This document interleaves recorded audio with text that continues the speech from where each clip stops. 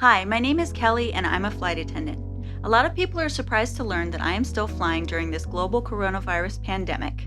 I've received a lot of questions lately about my job and what's going on in the airline industry right now, so I wanted to make this video to provide a little insight. A question that I've gotten is, why are the airlines flying these planes around with 0 people or just a few people? Why don't they just cancel the flights?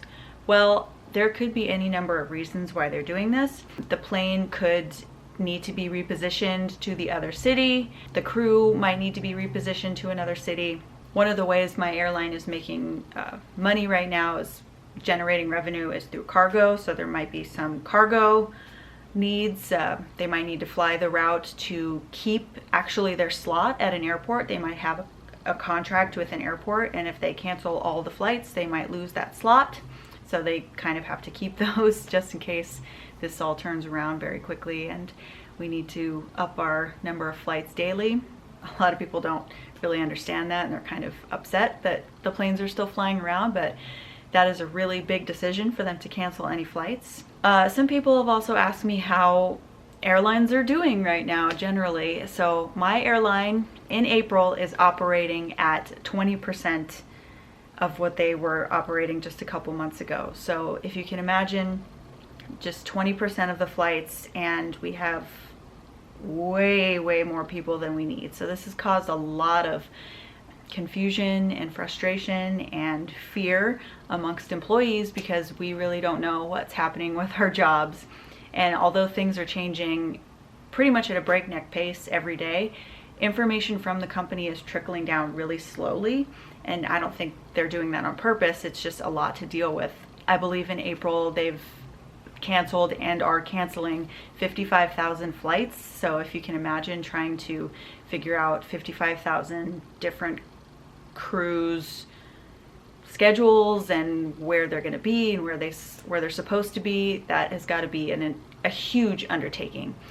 It has been really crazy, but we actually just got word that our airline is applying for the stimulus grant that was included in the CARES Act that just went through Congress and the president signed not too long ago. So that is really good news, because in getting that money, they've agreed essentially to not furlough any of us for at least 6 months, I think, until September. There are a lot of rumors flying around, so nobody really knows what's going on. People think that even if no one is furloughed until September, that the travel industry won't be able to bounce back by then, and that we'll still get furloughed by then. Some people think that this will all have blown over by then, so it's really hard to say. Like I said, there's a lot of fear and confusion. People are really wondering about their jobs, and my airline employs 100,000 people, so it could be a big hit to a lot of people if we ended up furloughing. But at the same time, they are operating at 20%, and there's way too many of us, so that's got to be just a logistical nightmare.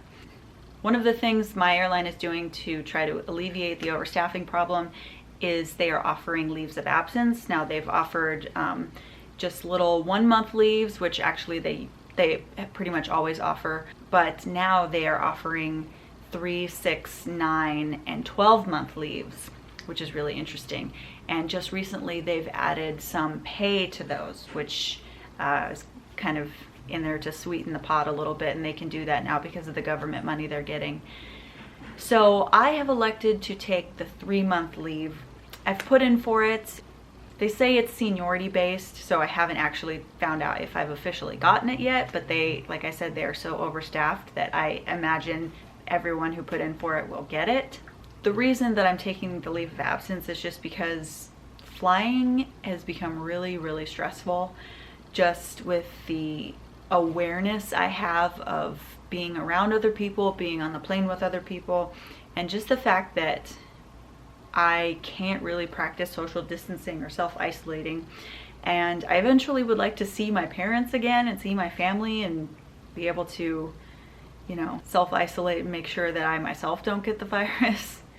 It's pretty much just for my own health and the health of my loved ones that I'm taking the absence.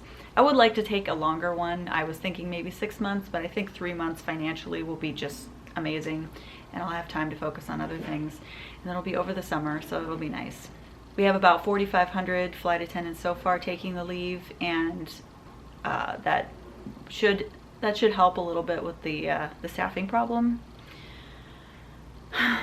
Just the biggest thing going on right now is people just don't know what's going on with their jobs. We don't know, you know, if we're gonna get furloughed, I guess in September now, or if we're going to be able to have enough work through that, you know, since they're so overstaffed at this point.